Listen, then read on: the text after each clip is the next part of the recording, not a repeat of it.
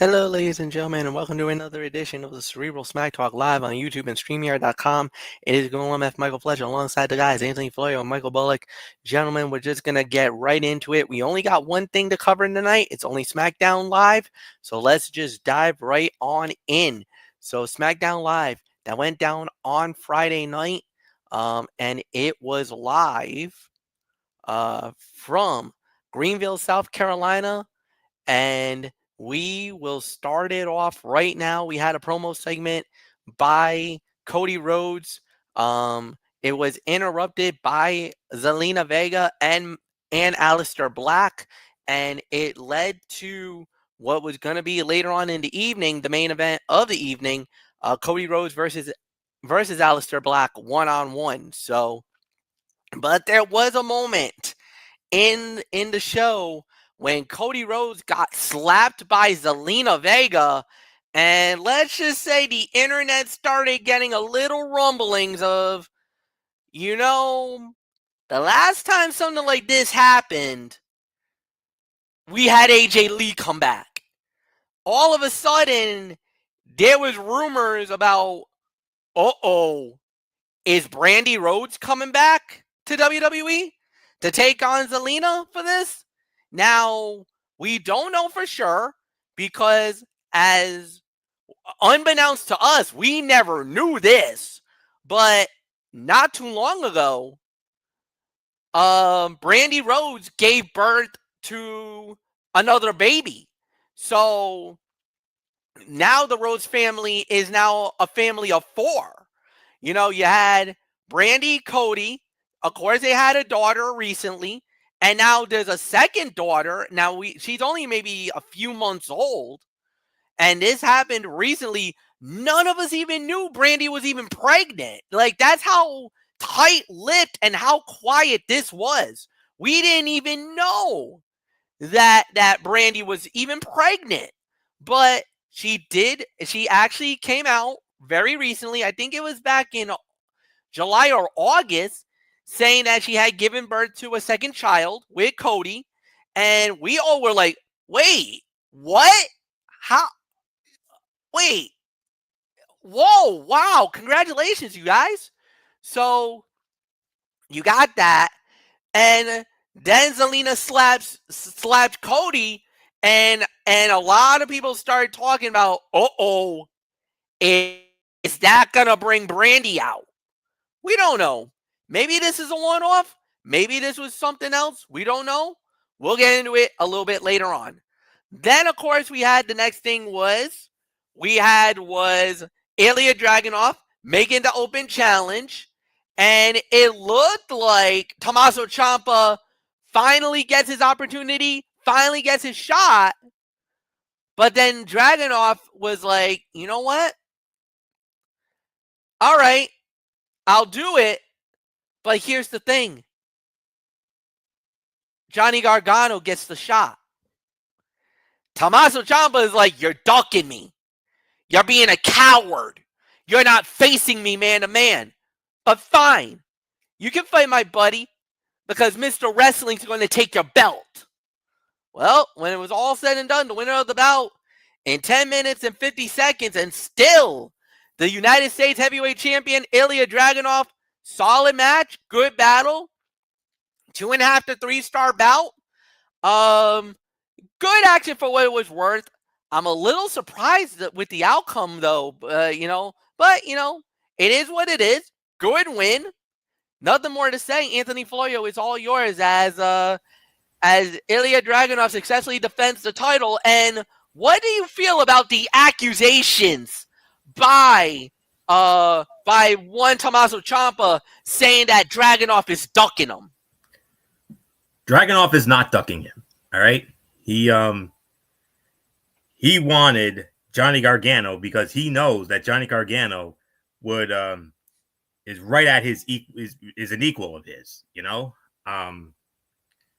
This is an agree to disagree, if I'm going to be honest with you. In one sense, no, as the professional here, but as a heel commentator, MF, I'd be going all in. Oh, you went all in on Friday night. Oh my God. You went all in. I'd be like, no good stinking coward. The only reason why he's afraid of Ciampa is because he knows on his best day he can't beat Tommaso Ciampa. Can you agree with that? Hell no, you can't. And I remember I kind of was like, okay, Florio, calm down, calm down. I remember that. Plain and simple. Well, and that's what I said as a heel commentator on the yes, show. as a heel commentator, yes, absolutely. But anyways, let's get into the business at hand here. It took them no time to turn this into a competitive bout with a brisk pace and some hard-hitting action. Both men are versatile performers who are great at many things in the ring, so they quickly develop chemistry. This was the first time these two have ever been in the same ring. They haven't even been in the same battle royal or multi-man match. So this was a rare treat to see two guys who have built such great reputations having their first encounter. Outstanding way to get the action started on the show. Putting Dragunov in this position has yielded nothing but positive results. He is stealing the show on a weekly basis. I think it's creative's way of, I think they want to save that. They could save it for, a bigger stage. You never know. I mean, I don't think Survivor Series, you never know, but I do believe Ciampa and Dragunov are on a collision course. We just don't know when. But nonetheless, MF, with all due respect, I think you underscored this match. For me, this was a 3.25, teetering on 3.5 star match. Very good match to start the show. And should we be surprised? Because the U.S. Open Challenge just gives us every week. It gives us banger after banger after banger. So there isn't much more to say on that. So 3.25 to 3.5 stars. Not much more to say. Michael Bullock, another week, another banger in the United States Open Challenge. It doesn't matter who the champion is. We keep constantly getting banger after banger each and every week, as we witness on Friday night during our Smackdown chat. Oh, there's no doubt about it. We continue to get banger after banger. It doesn't matter who the champion is, whether it was Sami Zayn or, of course, the current champion now in Ilya Dragunov. So you're going to get something good. And as far as the question is Dragunov, is he ducking Tommaso Ciampa? Absolutely not.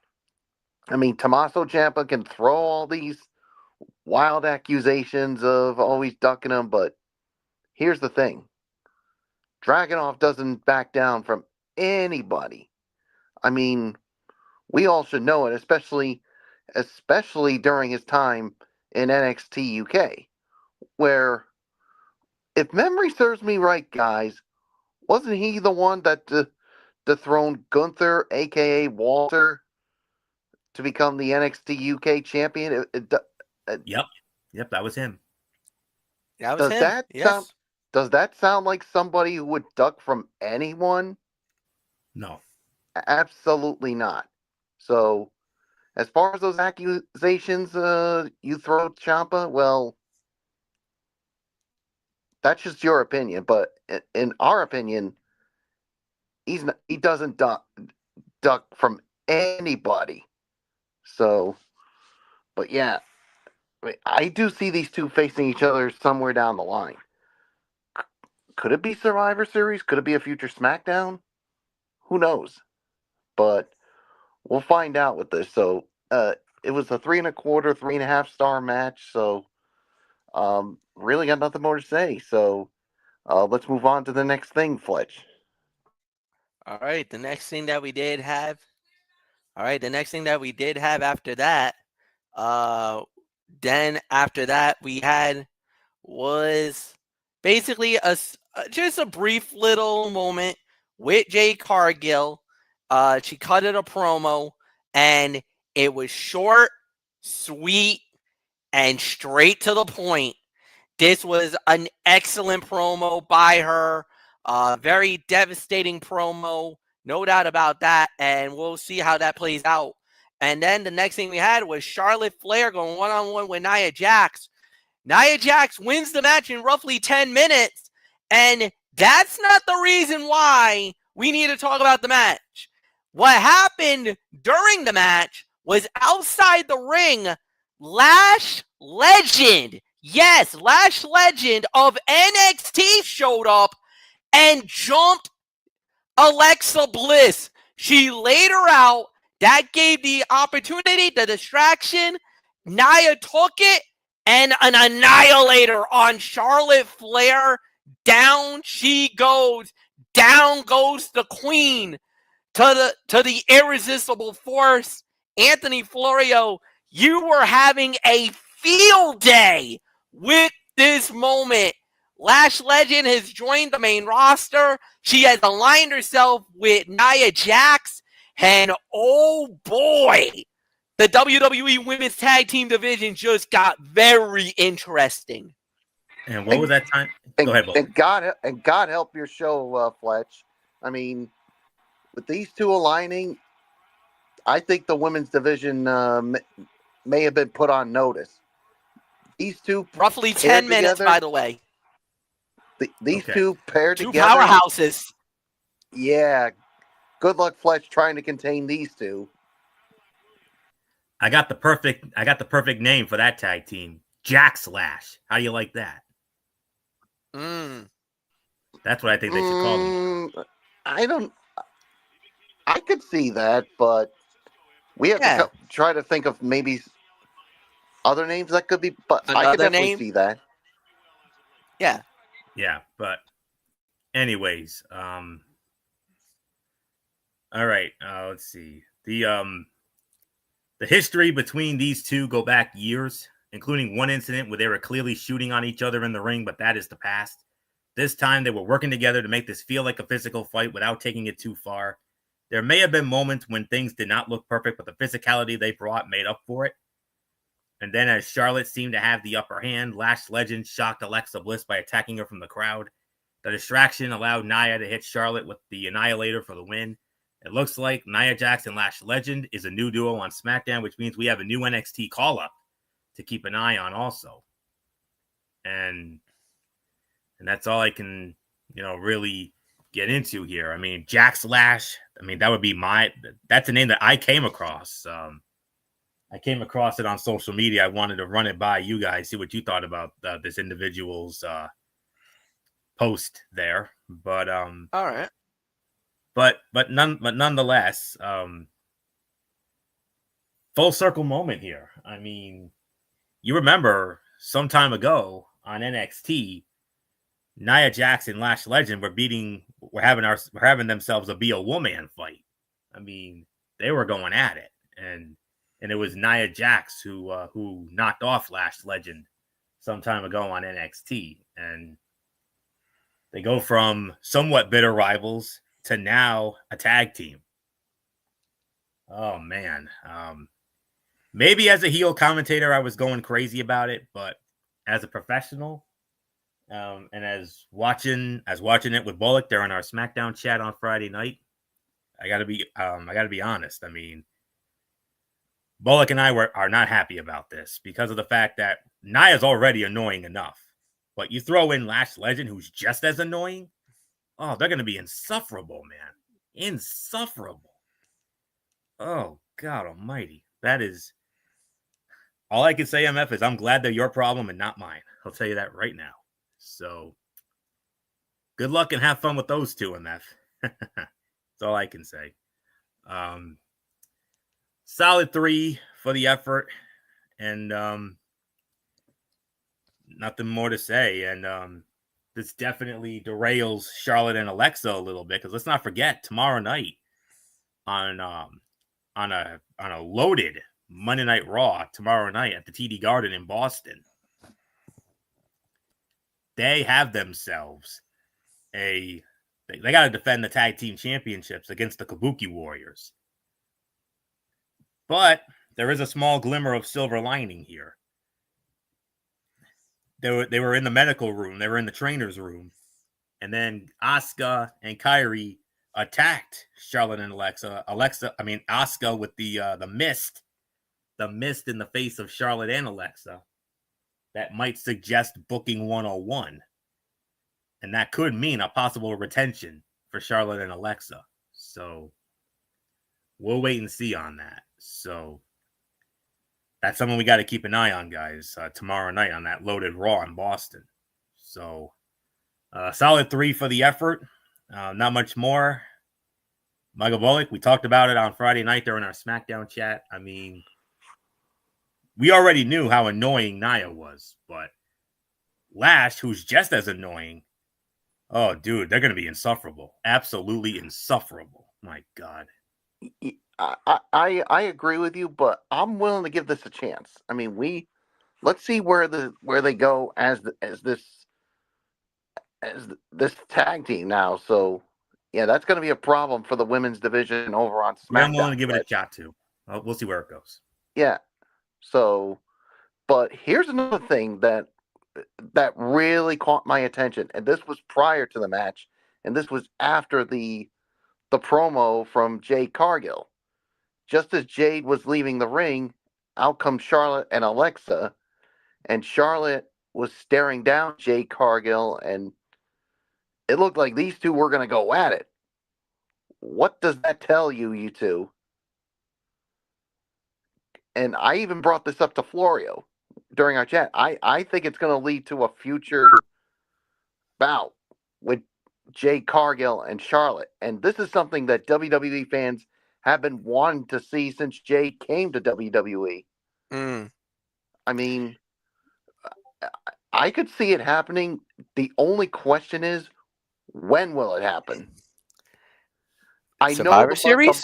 I know the money match right now is for her and Bianca whenever she does get back, but I don't know. I mean, okay. I don't see Survivor Series. I don't see it. Okay, let me answer that question for you, Bullock. Okay, they're saving Bianca and Jade for WrestleMania. Oh, no doubt about that. Let's be realistic. Mm-hmm.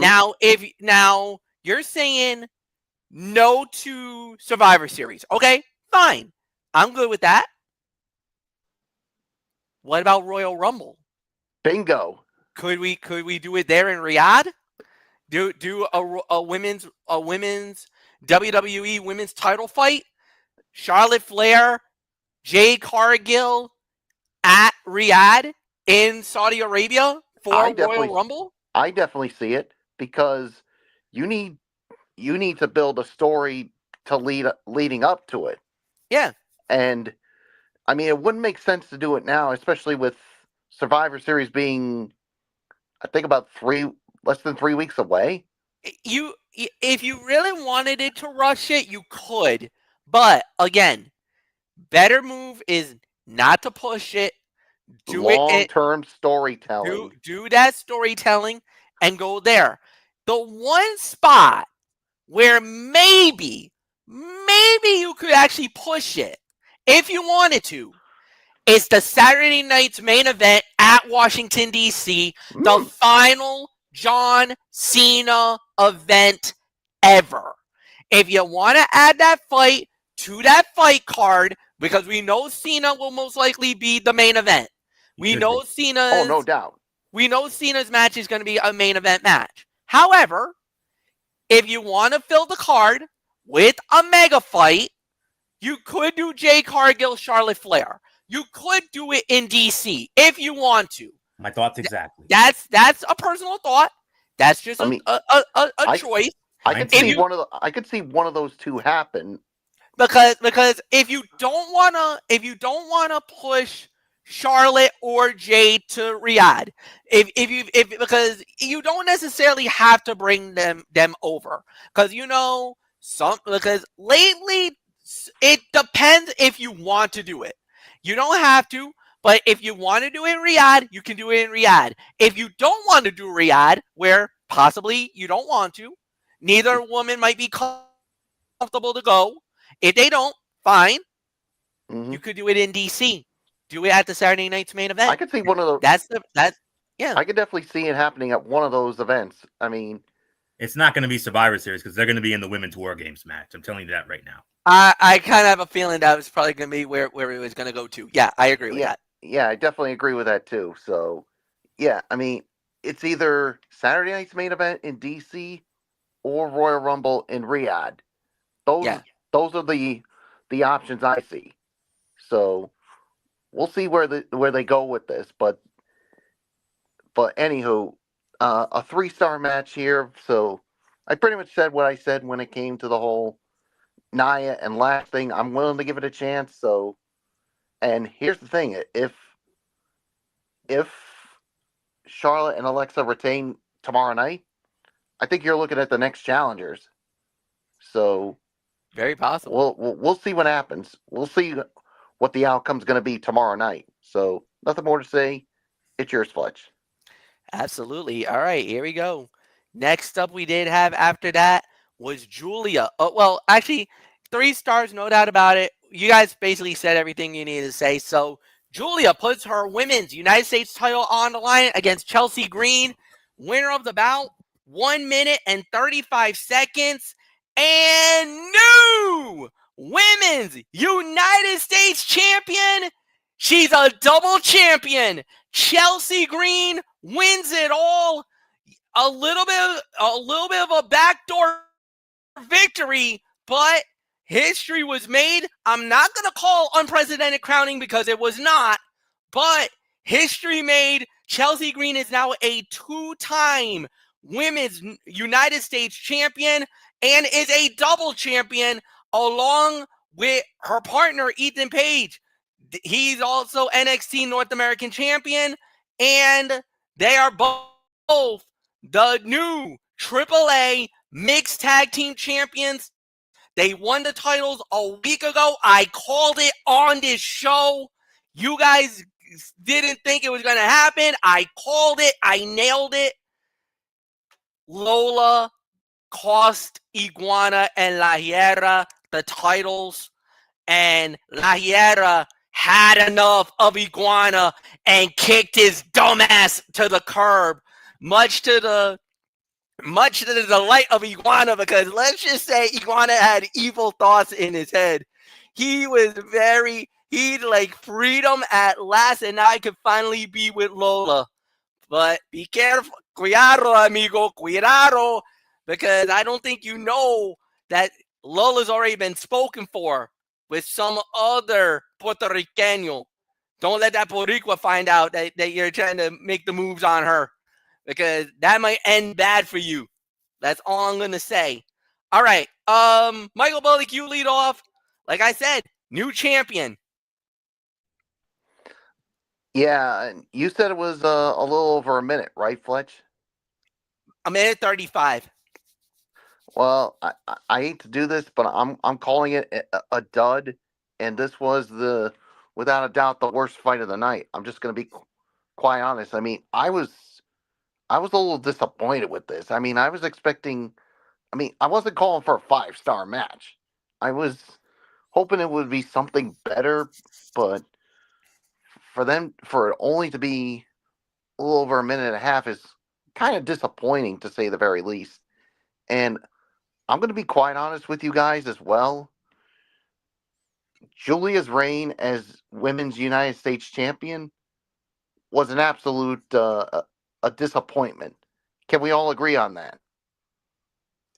Yeah. I was going to say something, but you beat me to it, Bullock. Yes. I mean, I can't remember how many title defenses she had during that run. I think she only had maybe 2 or 3. It was very little, few and far in between. And she had the title for over 100 days, correct? Yes, about 100. And I think it was 135. 135, and you only have 2-3 title defenses during that time. This was just a complete and utter failure.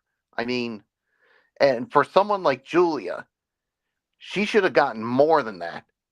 Now, I had heard rumors that Triple H is planning on pushing her, but there's an old saying, guys, I'll believe it when I see it, especially after what happened with this. So this was a dud, and like I'll say it again, her United States Championship run was a complete and utter disappointment. Sorry, it's yours, Fletch. All right, let's go with a couple of let me bring up a couple of points here. Michael Bullock is absolutely right. WWE Creative absolutely dropped the ball on Julia. Like, this was absolutely horrible on their part. Now, there is a rumor going around that Julia got some heat on her on creative, and that's why they actually punished her by burying her on Friday night. Now, I can't confirm or deny because, again, this is all hearsay. But WWE felt like this was a mistake, that they actually dropped, they will admit they dropped on Julia. That what happened to her was horrible. They're trying to repackage her, and they're going to try to make her something better in the long haul. So they're going to give her an opportunity. They felt like the reign did not work, and they even admitted it. They basically was like, yeah, we messed up. We should have given her a better opportunity. We didn't. And the reason why they gave the belt back to Chelsea Green is simple. Chelsea is the hottest thing right now, especially on SmackDown. Not only that, but parlaying it with her partner, with Ethan Page, by making them a double champion, because you got the AAA mixed tag belts, you got the North American title in NXT, and now the women's United States Championship. They're going to make them a power couple in WWE and around the world. The thing is she is piping red hot right now, that if there was ever a time to take the belt off of Julia, that was the moment to do it. I know a lot of people were pissed, and a lot of Julia fans came out tiki torches and pitchforks. They were blazing on social media saying, how the F can you do that to her? And I was one of them. At first, I was like, why the hell would you do that? You did a major disservice to her. But then I sat back and thought about it. I'm like, you know what? You gave it to the right person, though. Chelsea Green is the right person at the right time because, A, the fans love her. She was cheered and was beloved in Mexico during that match. So, yeah, there was a lot of people wearing that little hat, that crazy hat that Chelsea does, with the whole setup. So her attitude, her gimmick, it resonates not just in the United States, but it also resonates in Mexico too. So Chelsea Green is huge right now. She's piping hot. So why not give her the belt? Why not make her star even that much more bigger? Yes, I'm a little mad that they do it in Julia's expense, because let's be realistic. The Beautiful Madness deserves a lot better than what she got in the grand scheme of things. I thought they did the right thing by putting the U.S. title on her, and I really wish they would have kept that going, but I got it. The storylines weren't working. There wasn't anything for Julia. Creative dropped the ball, significantly dropped it. And then there was a little bit of some backstage heat on her. We don't know if she criticized Creative or something happened where Creative was like, you know what? Let's pull the plug on this. They did. So, yes, it was a dud. Yes, it was worst fight of the night. But there's a lot of stuff going on behind the scenes that kind of led to what happened here. So, nothing more to say. Anthony Florio, it is yours. 133 total days as champion. And before Friday, only 2 title defenses. 2. August 1st against Zelina Vega and September the 5th against Michin. No defenses on a premium live event. No good feud. Complete waste of time. Simple. But this was an absolute dud. I mean, all right. At first, it looked like this might be an easy defense for the champion. She came close to winning within the first minute with a huge knee to the face. But then Alba Fire showed up and, well, not showed up, just took out Kiana James at ringside, which allowed Chelsea to surprise Julia with a roll-up with the feet on the ropes to win the title. The match itself, I'll say it like this. The match itself, absolute dud, was short, had very little to it. but the fact that the result was so unexpected is what made it stand out. Julia will not come out of this looking great, but Chelsea being a double champion in AAA and WWE will raise her profile even further. And Ethan Page and Chelsea Green are such a great combo. They need to remain a unit for a long time. So I think we've said pretty much everything we've needed to say about Julia's horrific title reign. And it's a damn shame for such a great talent. So she started off so white hot this year and, becoming the NXT Women's Champion. And she really hasn't been the same since she dropped the NXT Women's title to Stephanie Vaquer in March in the Garden at the theater. She hasn't really been the same. I mean, yeah, she won the Women's US title. That's great. But unfortunately, a lackluster title reign and where she only loses it after 3 defenses, but yet had it for 135 days. It is what it is. So, absolute dud, worst fight of the night. But Chelsea and Ethan, yeah, like I said, they're such a great combo. They need to be together for a while. So you got to keep that momentum going. So not much more to say. Let's move on. Next up, we had was Talia Tonga and versus Ray Phoenix. Tala wins the match in 8 minutes and 40 seconds. Look, pure domination by the one and only Tonga. He absolutely, Ray did everything he did to try to fight underneath. Big man versus small man. It was a solid match, but then he power bombed him. Then he choke slammed him, and it was lights out, man. Phoenix did good, but Tonga Hikuleo, as many of you guys know from New Japan, Hikuleo was just a beast, and he showed why he was a beast.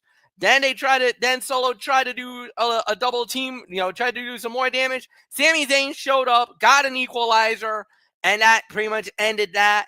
That does probably set up, down the line, but there's really nothing more to say on this one. So this is about a 2.5-star bout. Anthony, go. It's yours. Yeah, 2.5. It turned into the exact kind of match you would expect. Tonga used his immense size to dominate the high flyer whenever he got his hands on him. And Ray used his speed and agility to stay out of his grasp as much as possible. And Ray Phoenix almost moves in slow motion when he does a springboard, but in a cool way, not in a way that makes it look sluggish. And and then Sami Zayn comes out, and because he couldn't take it anymore, he couldn't stand to see Ray Phoenix getting beat up anymore, and that could get him in some hot water with Nick Aldis, because Nick Aldis told him to stay away. He told him, "You're not cleared. Stay away." And who knows? He might be back in the principal's office soon enough.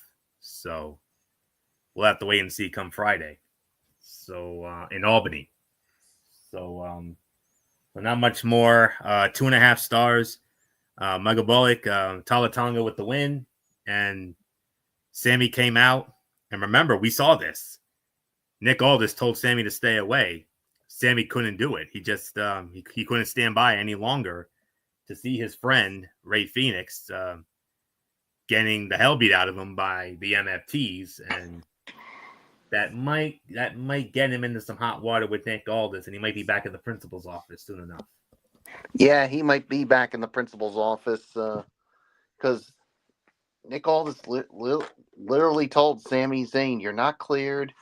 I'm sorry, but you can't do this." But Sami Zayn said, "Look, I can't allow the MFTs to continue to do what they're doing." So he felt like he did what he had to do. But it may land him in trouble with Nick Aldis. So we'll see what happens. So this was a 2.5-star match. It's yours, Fletch. All right. And it leads to the main event of the evening, as it was Cody Rhodes versus Aleister Black. The fight got thrown out. It was a no contest because Drew McIntyre showed up and he claymored the referee. Like, it wasn't just that, everything was going down. He claymored the referee, claymored him out of his boots. And that led to a brawl. We had everybody got involved. Cody, McIntyre, Aleister Black, then Damian Priest showed up. And oh boy, Nick Aldis was not having it. He was pissed off at Drew McIntyre. And basically, Drew, you are suspended indefinitely. Anthony Florio goes riled up. He is furious at Nick Aldis. And Anthony, it is all yours. You absolutely blew a gasket. As a heel commentator, you blew a gasket on Nick Aldis for suspending Drew McIntyre. And what was that time again? I didn't get a time because they didn't post it. It was a no contest. They called it. Oh, yeah. All right. They called it an apparent no contest. I guess we could call it an NA then. Yeah. All right. That's what I was going to go with. I'll get to McIntyre in a second. When it comes to Cody and Aleister, if you watch the feud these two had in AEW, then you know Aleister Black holds one more victory than Cody in their history. Remember, in their first match, Aleister squashed Cody in less than 5 minutes. These two know each other well and how to work together to put on a good show. So they didn't try to ease into this. They went from 0 to 60 immediately and started making this a hard-fought battle. Unfortunately for Black, the match did not end with a clean win. McIntyre came out of nowhere and claymored referee Dan Engler. Cody pounced on him, but then Aleister started helping McIntyre. And then Damian Priest ran to the ring, started fighting Drew and Aleister. And going back to the point earlier, MF mentioned about Brandy Rhodes. It will be interesting to see if Brandy Rhodes shows up to combat Zelina. I hear they're just calling her Zelina now. They dropped the Vega. They're just calling her Zelina now. So we'll see. It will be interesting to see if Brandy shows up to combat Zelina during the feud. Delayed vertical suplex spot looked great. The double kick spot could have looked better. Black's foot barely even connected, so it looked like Cody fell for almost no reason. And then after it was all said and done, Nick Aldis shows up and he drops the hammer on Drew McIntyre, informing Drew McIntyre that he has been suspended. McIntyre goes nuts. And yes, as a heel commentator, I said, for what? And I said, for what? And then MF said, what do you mean for what? You know why. You can't put your hands on a referee, Florio. Get it? Don't you understand? Yeah. And I'm like, hey, that referee deserved it too. And you're like, what? Almost like the WrestleMania 8 what? You know what I mean? Yeah. Yep. You did that what? And then we started having a Gorilla and Jesse and Bobby, moment here. Oh man, I can't. I'm laughing. I can't stop thinking about it. But anyways, yeah. I say for what, and then MF says for putting his hands on the referee. You don't put your hands on the referee. And I'm like, so what? And I'm like, he deserved it. What? And then what is this? 1987 or something? Oh my goodness. But since when do we care about the refs? Oh boy.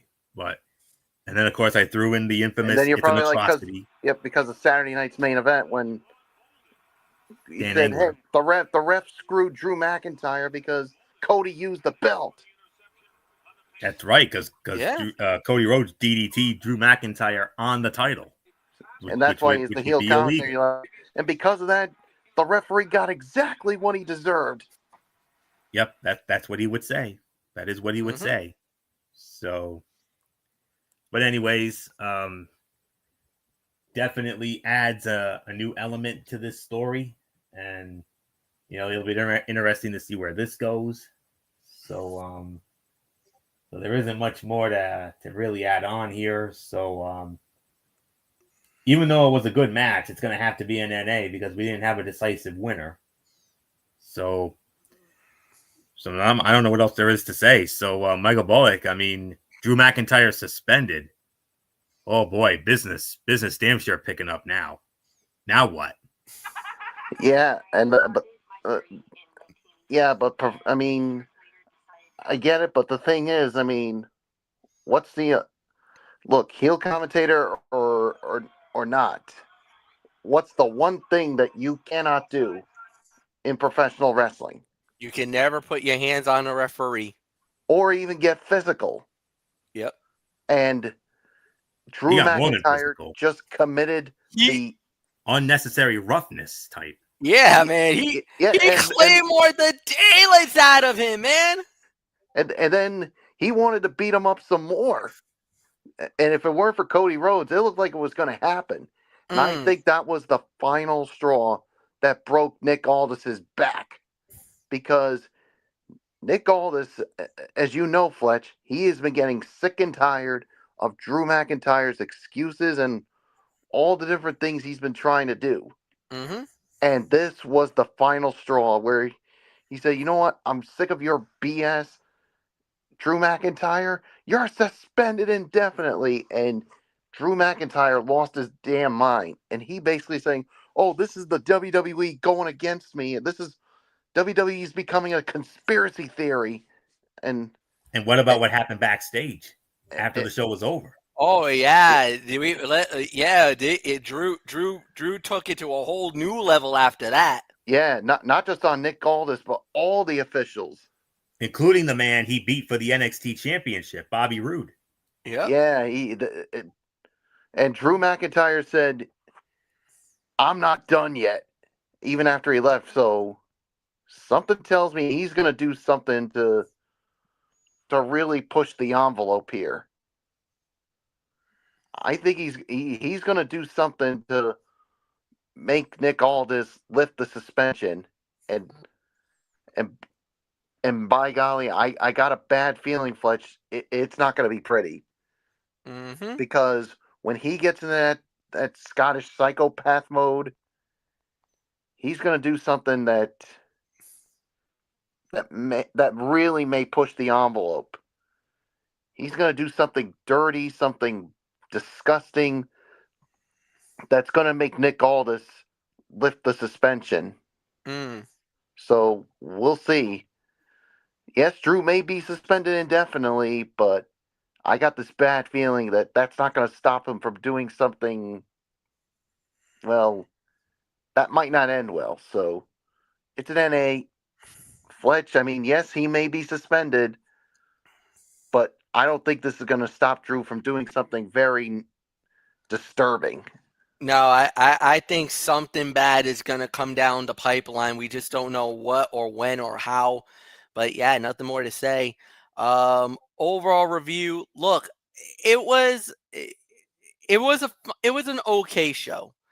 I mean, yes, there was some good action, but there was really not much to write home about. I think everybody was saying that this was an average show.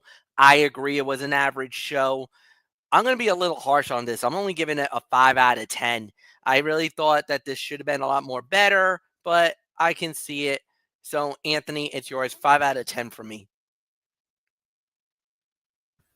Yeah, Friday's show was and I got to be honest, I'm a little surprised. This coming from a Raw guy, I got to be honest, I'm a little surprised. I mean, we all know how much you love SmackDown, MF. I mean, I thought you would have gone a little bit higher, but I completely understand. I mean, I get it.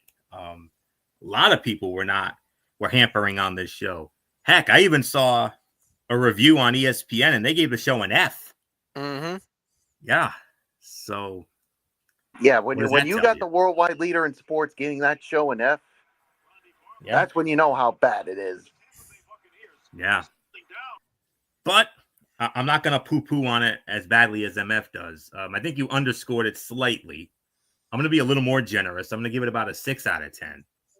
It was a bit of a mixed bag, but it was definitely more good than bad. And that is not something that can be said about every show, so it's a win. Chelsea Green versus Julia was the only match that felt too short, but it was almost by design. The fact that it had a dirty finish made the short time a little easier to accept, and having Chelsea now holding 2 belts is going to lead to a lot of fun. Jade Cargill giving such a short promo was an interesting choice, but it might be the best route to take. She does not need to talk for a long time about her motivations, so having her give a quick declaration left its mark. Ilya Dragunov once again managed to steal the show with his open challenge against Johnny Gargano. His reign has gotten off to a strong start and shows no signs of slowing down. Lash Legend making what appears to be her official move to the main roster is great for her. And the women's tag team division, since she and Nia Jax appear to be a new tag team chasing Charlotte Flair and Alexa Bliss for the women's tag team championships. And Cody Rhodes and Aleister Black were having a great match before they were rudely interrupted. So hopefully they'll get to run it back soon. I'm going to be a little bit more generous than MF, even though I do share in his sentiments. I'm right around that 6 to 6.5 threshold, to be honest with you. So right around 6.5. So that's my story. So nothing more to say except take us home, Bullock.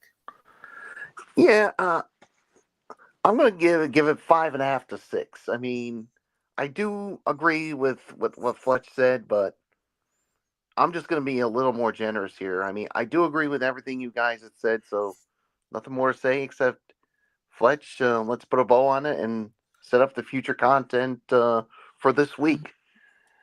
Yes, indeed. So this week it's going to be all about Ridiculously Raw, hosted by Anthony Florio on Tuesday. Then on it, which is, NXT and WWE, Monday Night Raw. Then on Thursday, College Football Thursday. Friday is NFL Friday. And then we'll be back on Saturday for another edition of the Cerebral Smack Talk. Thank you, Anthony Florio. Thank you, Michael Bullock, as always. Thank you guys, as always. Like the video, leave a comment, share with all your friends on all the social media platforms around the world. And until then, we'll see you all on Tuesday night. Have a good night, everybody. And so long for now.